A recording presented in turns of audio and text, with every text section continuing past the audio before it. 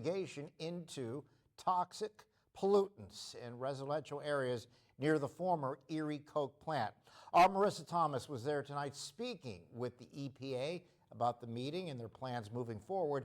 Good evening, Marissa. Good evening, Mike. Tonight the EPA hosted this meeting so people had a chance to learn about the soil testing process, and community partners such as the DEP, health agencies, environmental lawyer agencies, and the contractor that will do the soil testing.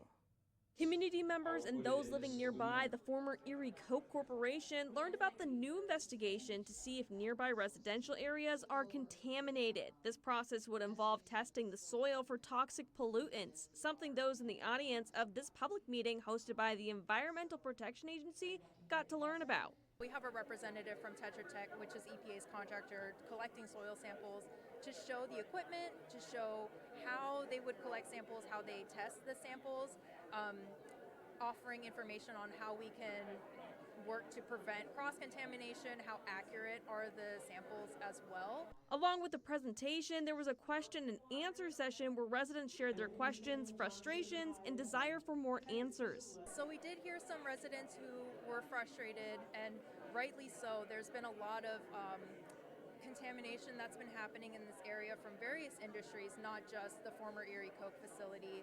And unfortunately, EPA wasn't there to help in the past. And we're here now, and so I think that's the message that we want to focus on, is that we're really here now, and we're going to do everything that we can to make sure we get this right. During the last part of the meeting, people asked questions to different organizations like the Department of Environmental Protection, which is continuing to work on finding more information about the former Coke facility. Yeah, DEP is committed to the redevelopment and remediation of the Erie Coke site for the last few years, and we're not going anywhere. We're very committed to that site for on behalf of the community. That said, we're really glad to be partners here tonight with the EPA and participate in this meeting. I think it's important for the community to see that we're here as a resource and as a team working together for them.